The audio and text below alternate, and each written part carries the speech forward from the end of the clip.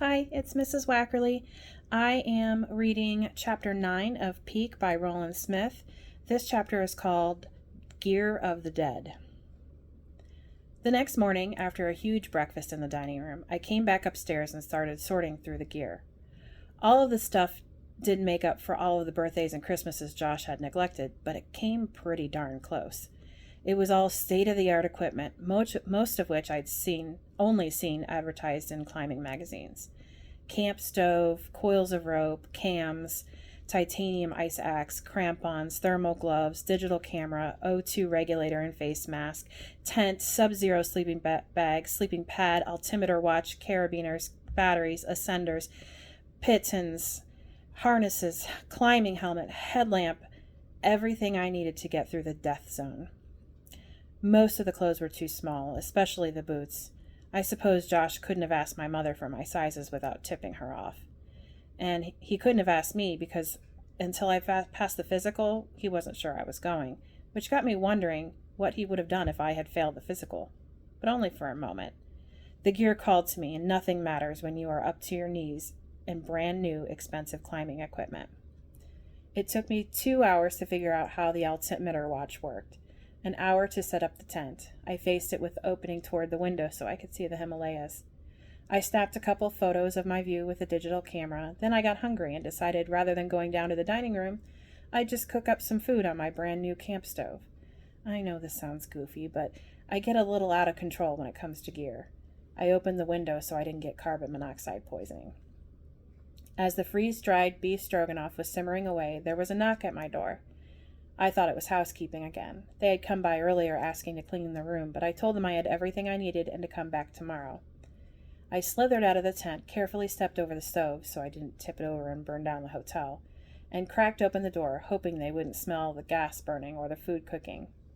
It wasn't the housekeeper. It was a Nepalese boy, about my age but 2 inches shorter. He was smiling up at my head, which is all I had revealed through the crack.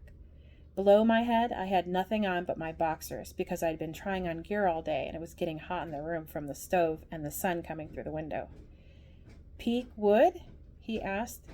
"Actually, it's Peak Marcello, but yeah, that's me. My name is Sunjo. Zopa sent me over to bring you to him."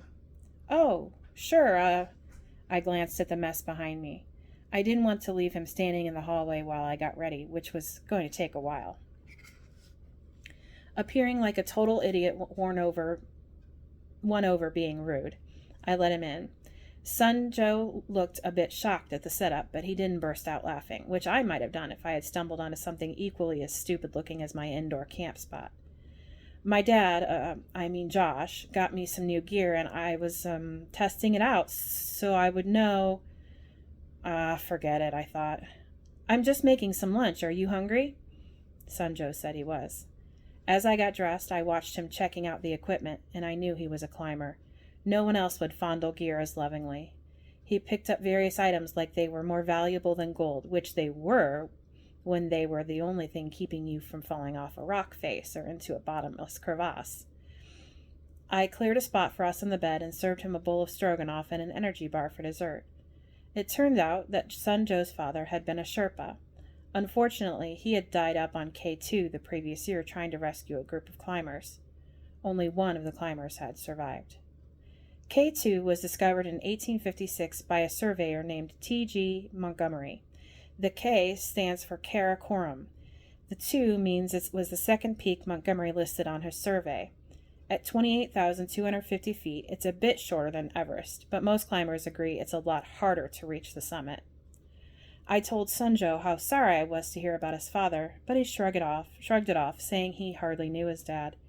He and his 2 younger sisters had spent most of their lives at a private boarding school in northern India. "My sisters and I only came back to Kathmandu on holiday," he said. "My father was usually up on the mountain during those times." Hearing about his sisters caused a little ache in my belly for Paula and Patrice, but it went away as I watched Sunjo casually tie the length of spectra cord to a hex slung with a triple fisherman's knot. "Where did you learn to climb?" I asked. "My grandfather instructed me," he answered. His English was better than mine. He had kind of a British Indian accent. Mine was kind of a Bronx, Cody, Wyoming accent, which did not sound nearly as cool or refined as his. So you're on holiday? No, Sunjo answered. When my father died, we did not have the funds to keep all three of us in school. The tuition is very expensive. My sisters are still in school, and I am here to find work so they can stay there. Without a formal education, there is no future for girls in Kathmandu. I would like to go back to school myself, but it is unlikely I will be able to. It is more important that my sisters attend school than it is for me. Sunjo wasn't much older than I was, and I wondered what kind of job he would get that would pay the tuition. He looked at my altimeter watch, which he had been playing with throughout lunch. We should leave soon. Zopa is waiting for us at the Indrayani temple. I turned off the stove and put the dishes in the bathroom sink. Did you know there is a dining room here in the hotel? Sunjo asked. I have not dined there myself, but I hear it is quite excellent. Yeah, I ate there this morning. It's great. The reason I cooked, well, you know, the new gear. Sunjo smiled. He knew exactly what I was talking about. Our transportation to the temple was the saddest motorcycle I had ever seen. There was more silver duct tape on it than chrome. It took him 6 vicious kicks to get it started, and when it finally caught, the motorcycle belched out a column of gray smoke so thick I thought the bike had burst into flames along with my new friend. But the smoke cleared, revealing a coughing Sunjo with tears running down his face and a mostly intact motorcycle, except for the bolt lying in a pool of oil under the engine. It is much better when we are moving forward, he gasped. In this way the smoke cannot catch us. I thought about running up to the room and grabbing my climbing helmet, but I was afraid Sunjo might die of asphyxiation before I got back out, so I climbed on behind him, and we lurched into traffic. Sunjo yelled something that sounded like, "Only 2 root beers, last go!" But I think he meant that the motorcycle had only 2 foot gears, fast and slow. He was right about our exhaust being behind us. The problem was that we were now speeding through everyone else's exhaust. For the next 20 minutes, I squeezed shut my burning eyes and buried my face in his back, thereby missing most of Kathmandu. We have arrived, Sunjo announced. I clenched my sweaty hands and opened my eyes. You must remove your shoes before entering the temple. I took them off and set them next to about 50 other pairs of shoes and sandals. If you don't mind my asking, Sunjo said, what happened to your face? It got frozen to a building. Sunjo laughed. No, really. Climbing accident, I said. That's what I thought. I followed him into the Indrayani temple, which was like walking into another world, one where people whispered rather than shouted. There were no wandering cows, we had narrowly missed 3 of them on our way over, no horns honking, no screeching tires. The smell of flowers and incense saturated the air. Worshippers were kneeling in front of shrines, spinning prayer wheels, lighting butter lamps. Mystery, possibilities. This was the Kathmandu I had expected. Sunjo led me to a teak bench in the shade of a banyan tree. We sat for a while watching the orange-robed monks talking quietly to visitors and offering them blessings. Which one is Zopa? I whispered. None of these. Should we let him know we're here? Sunjo shook his head. He'll be along when he's ready. Waiting again, but I didn't mind. I spent the time trying to figure out how to gracefully bow out of a return trip to the hotel on the death motorcycle. Here he comes, Sunjo said.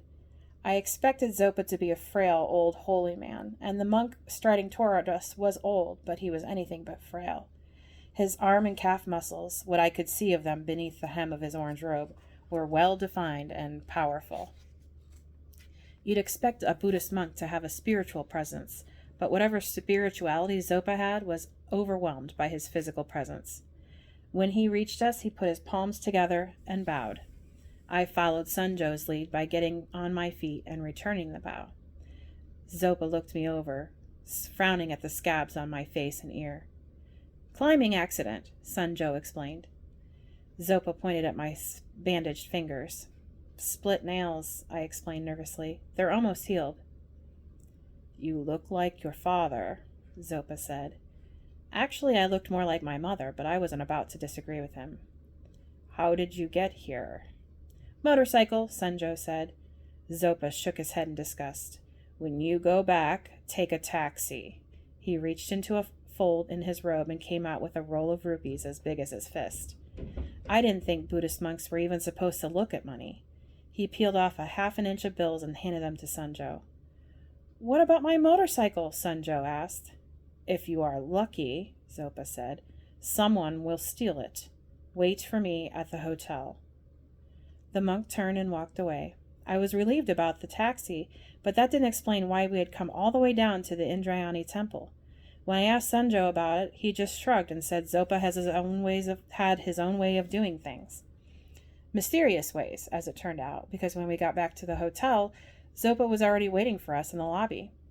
I didn't recognize him at first because the orange robe had been replaced by regular street clothes and an expensive-looking pair of sunglasses. The sunglasses made him look like some kind of celebrity, which I suppose he was to the trekkers and climbers gathered around him. It had taken us 10 minutes tops to catch a taxi outside of the temple. We drove straight to the hotel, and traffic wasn't any worse than it had been on the motorcycle on the way to the temple. And yet there was Zopa chatting with his hotel staff and guests as if he had been there all afternoon. I looked at Sanjo, expecting him to be as shocked as I was. He wasn't. Zopa does things like that, he said. How? Another shrug, which I learned later was everyone's answer to questions about Zopa. You'll get used to it, Sanjo added, then went over and greeted the vacationing monk. Now, you're probably wondering why I didn't ask Zopa myself. Believe me, I was tempted, but I didn't think he would tell me, or worse, he might give me some reasonable explanation. It's sort of like asking a magician to tell you how he does a trick, or asking a tagger how he got those 17 freight cars painted in a single night. It's all about the mystery. Sometimes it's better not to ask. Up in the room, Zopa sorted through the gear, putting it in different piles while Sanjo and I watched. Once in a while, he would stop and have me try something on, saying, fits, or doesn't fit. When he was finished, there were 3 piles. He pointed to one of the piles. We will take this and trade for things that fit. My boots, blue snowsuit, and several other items of clothing were in a separate pile with some other stuff. I pointed out that none of the things in that pile fit either. I have another use for it, Zopa said. I didn't know what that could be, but I didn't pursue it. Instead, I pointed to the trade pile, which had several $100s worth of pittons, cams, ropes, and other expensive equipment. This gear is brand new, I said. You won't need it to get up Sagamartha. This is what the Nepalese call Everest. My dad bought it, I argued. He might need it. Your father told me to make sure you have everything you need to climb the mountain. How much money do you have? I told him, but I didn't mention the credit card Mom had given me. I didn't think she'd be happy about a huge bill for Everest gear. It's not enough to get the things you will need, Zopa said. Hopefully we will be able to trade all this. He started to gather up the gear from the trade pile. Best not to argue, Sanjo whispered, and he and I helped haul the gear downstairs, where a Toyota truck and a driver were waiting for us. It took hours to get the replacement gear. In the process, I got quite a tour of Kathmandu. It seemed that most of the places Zopa liked to shop were located down dark, scary alleys. He was warmly greeted wherever he went until the bartering started, when he and the proprietor would end up in a shouting match until a bargain was struck.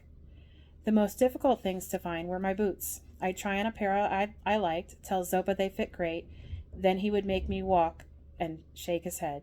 Not right, he'd say. What do you mean? I'd insist. They fit great. Too small, he'd say. But when your toes fall off inside from the swelling and pinching, they will fit perfectly. We finally agreed on a pair that did fit great, but they were pretty battered up on the outside. In fact, all the stuff we bought was banged up. I hope this gear wasn't taken from dead climbers, I said offhandedly. Zopa looked horrified. Bad luck to use gear of the dead. No, this is from people who come to Kathmandu to climb and decide it is better to stay in bar and drink. I must have looked horrified myself. Don't think ill of them, he said. They lived. Zopa bought a few things for himself and Sanjo, who I guess was coming with us to base camp by the gear he was getting. Unlike me, he listened carefully to Zopa's opinions and bowed every time the monk gave him something. It was late when we got back to the hotel. We went back to the room, packed everything, then loaded it onto the truck. "We leave for Tibet tomorrow morning at 6, Zopa said. He and Sunjo got into the truck and drove away.